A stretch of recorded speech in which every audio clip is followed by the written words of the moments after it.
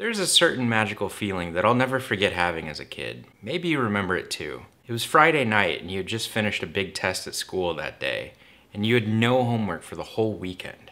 Maybe some weekends you'd go over to a friend's house for a sleepover, or you'd stay up all night playing video games. But not tonight. No, tonight you're laying down on the couch, you're making some popcorn, and you're watching cartoons until you pass out. On Friday nights in the 90s, I didn't know what the f I was gonna watch. It was entirely up to the TV networks. I mean, like, sure, I could whip out like a TV guide or something and have a general idea of the lineup that night, but if I didn't like it, tough shit. And forget about knowing the specific episodes of the shows that we're gonna be on.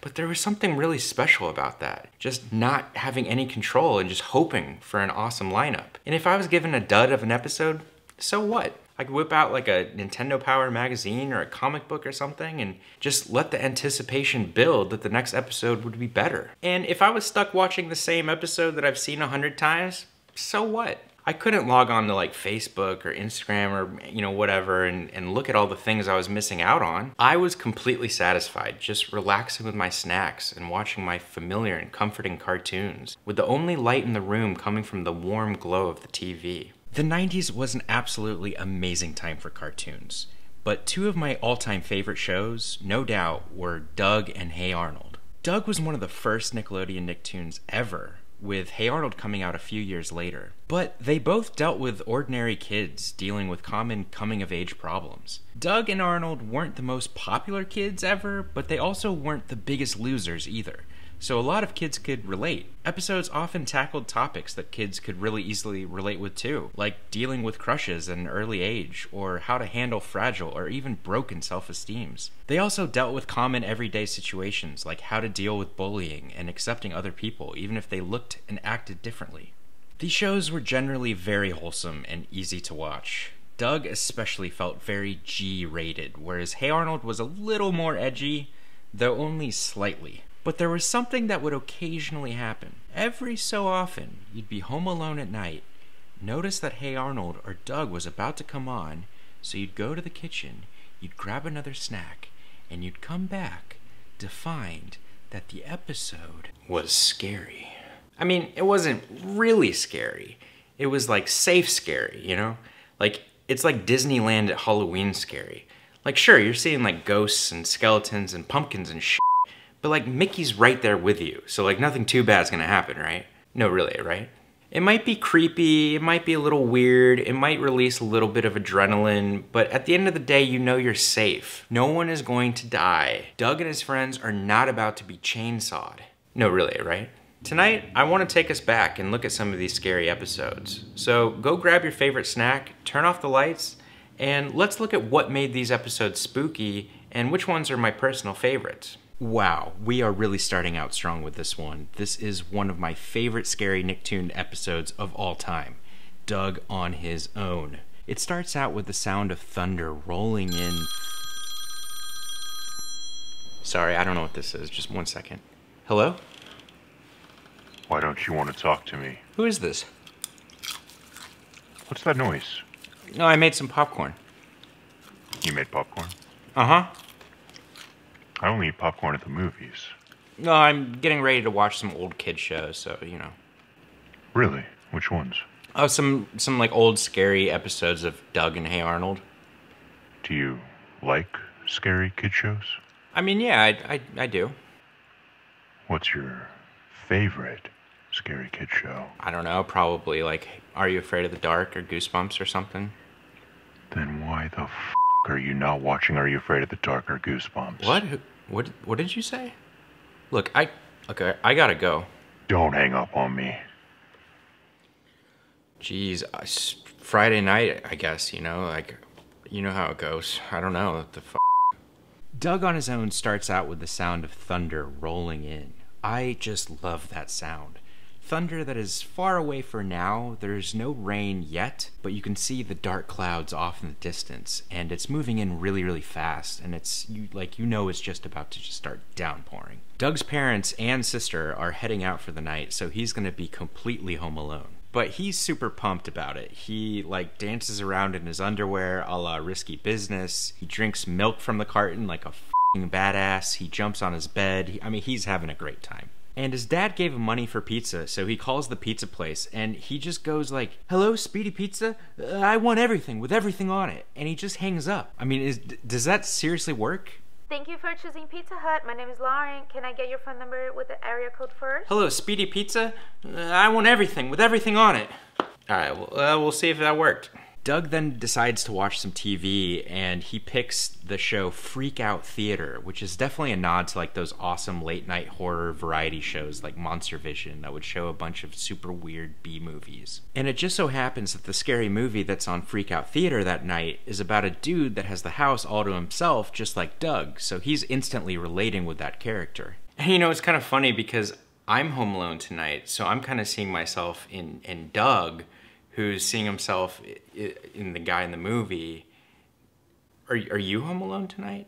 Because if you are, that would be like 4 levels deep. Who am I talking to? The guy in the movie then hears a knock at the door from someone that says they're delivering a telegram, but it's totally a f***ing evil bandit. And then the house just f***ing eats the bandit before the dude can even get to the door. So like maybe this house has maybe this house is anti-evil bandit or something, or maybe it just eats everyone it can. Doug doesn't f***ing know, but he doesn't want to take any chances. So Doug uses his imagination to zap himself into the TV to warn the dude to get out of the house before it eats him too. But he eventually just gets too scared in general and just turns the TV off. Doug then hears a knock at his own door, and it's the pizza guy, but they only... Wait, hold on. There's 2 pizza guys. How many human beings does it take to deliver one pizza? And yes, that's right. They only brought 1 pizza. That is not everything with everything on it. Doug should be getting at least like 7 pizzas. No, but seriously, if I saw 2 guys show up at my door holding a pizza like that, I would not open the door either. And plus, I mean, Doug's still pretty spooked from the scary movie, and who knows, these pizza dudes could totally be evil bandits in disguise. So he pulls a Kevin McAllister and has them slip the pizza 1 slice at a time through the mail slot. Leave it on the doorstep and get the hell out of here. The storm then starts to really pick up, and it cuts the phone lines and the power. So Doug has to go down into the basement and reach the circuit breaker. I don't really like basements or attics. Like, they just have that feeling that you're not supposed to be there very long. When he gets down there, he just starts freaking the f*** out and hallucinating. He sees Frankenstein and an evil water heater, and honestly, a pretty terrifying voice tells him to get out before it's too late. But he comes to his senses, you know, he flips the circuit breaker, but then he hears someone walking around upstairs. Now, honestly, that's scary as f***. Like, seriously, just imagine yourself in that situation. It's actually scary. You're home alone. There's a crazy storm outside. You just watched a scary movie. You're down in the basement. There's no power. There's no lights on. And then suddenly you hear someone walking around upstairs that's not supposed to be there? Are you kidding me? I'm 5 years old watching this. I'm scared. I mean, this is the point in the episode where it could have gotten really bad, but it just turns out to be his next door neighbor. He wanted to come over because he was just too afraid to be home alone during this big storm. So Doug gains some independence and some confidence, and he also learns that it's okay to be scared, and it's also not uncommon to be scared. Now, as I mentioned, Hey Arnold was a little bit more dangerous than Doug. Doug only had like 3 scary episodes, whereas Hey Arnold had like at least 10. I mean, there's the episode where a child has a mental breakdown and hijacks a public school. The one where a different child has a different mental breakdown and kidnaps an old lady's cat and just refuses to come out of his house. The one where they get stuck on a roller coaster. The one where they meet a damn pigeon man. The episode where Grandpa's jaw falls off. The one where they get stuck in a subway. There were a lot of episodes with just some generally f***ed up shit. And actually a lot of them had horror themes as well. The Headless Cabbie. The one where Sid thinks Stinky is a vampire. The Haunted Train. The one where Arnold thinks some thugs are gonna murder his friend, the Butcher. Wheeze and Ed. Ghost Bride. And one of my personal favorites, Four-Eyed Jack. The episode begins with some... Again? I don't know what's going on tonight. Who's there? Delivery. Speedy Pizza. Speedy Pizza, I called you guys over an hour ago. Yes, they really should change the name, shouldn't they? Wait a minute. Speedy Pizza doesn't exist. I called Pizza Hut. That whole thing was like a bit. This is f***ed up. Hey, just slip the pizza through the mail slot, you know, like slice by slice, and then I'll hand you the money. You don't have a mail slot.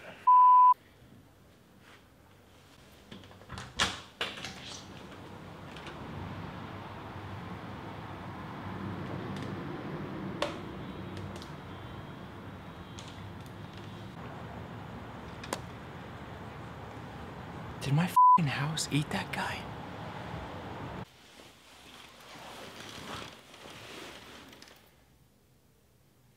Well, I mean, Doug and Arnold were like constantly using their imagination all the time and like envisioning themselves in situations that weren't actually happening. And I've been watching a lot of Doug and Arnold, and I think maybe it's starting to rub off on me, and like I'm using my imagination more, which is a good thing. I don't f***ing know. I think that's what's happening. Four-Eyed Jack. The episode starts out on a dark and stormy night, just like our boy Doug's night started out. Lightning is flashing across the sky, rain is pouring down, and the power is occasionally already going out. Arnold's having a sleepover with his best friend Gerald, and they're reading scary stories together when they discover a pair of super strong prescription glasses in their box of books. That's also about the time that Grandpa walks up the stairs with some milk and cookies. This episode just has such a cozy feeling to it. Like, there's nothing quite like getting scared with your friends and family when it's storming outside. Grandpa gets a little freaked out by the sight of the glasses, and when the boys ask why, he tells them the story behind the glasses. The glasses belong to a reclusive boarding member named Four-Eyed Jack, who died in an accident in the basement and whose body was never found. Grandpa explains that on dark and stormy nights, just like this one, Four-Eyed Jack's ghost wanders around the boarding house looking for his lost glasses and scaring the f*** out of people. Arnold then hears what he thinks is the ghost and convinces Gerald to go explore with him and search for the source of the sound. One of my favorite things about Hey Arnold is that Arnold lives in a boarding house with so many other interesting characters. Like, some of my favorite episodes were just the ones where all these crazy f***s would interact with each other. Arnold and Gerald wander around the dark boarding house, and they slowly spook more of the boarding members into joining their search for the sound. And this little dude, Ernie Potts, he gives some really good advice and explains that you don't really want to disturb the spirits on a night like this. No. You don't want to mess with the unknown. They continue their search, and they go downstairs and discover that the source of the sound is coming from the kitchen. But it turns out to just be Mr. Wynn gargling. Why is this dude gargling in the kitchen in the dark instead of his own bathroom? What the f***, Mr. Wynn?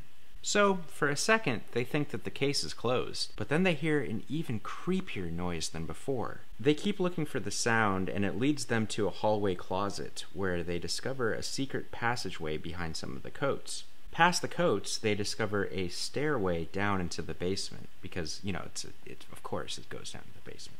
They wander around down there for a little bit, but it turns out that the noise was just coming from Grandpa, who's moaning on the toilet in his secret marble bathroom because Grandma made raspberry cobbler. Oh, we've all been there. So they finally decide to just get some rest, and they go back upstairs and go to sleep. But then, the real ghost of Four-Eyed Jack goes up to Arnold's room and takes back his glasses. The ghost also tucks Gerald in, which is like cute as f***.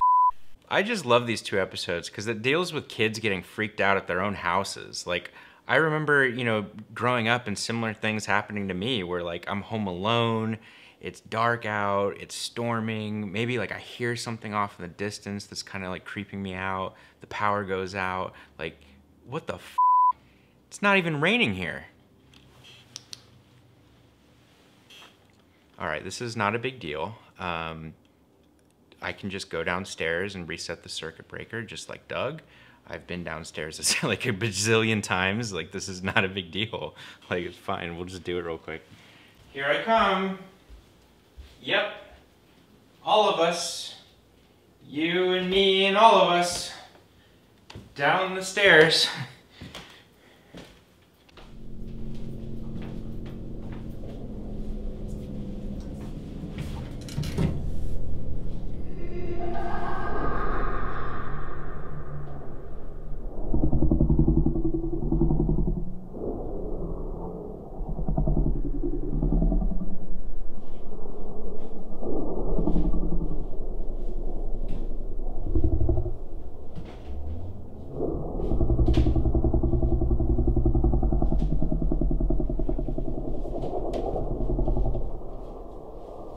Oh, f that.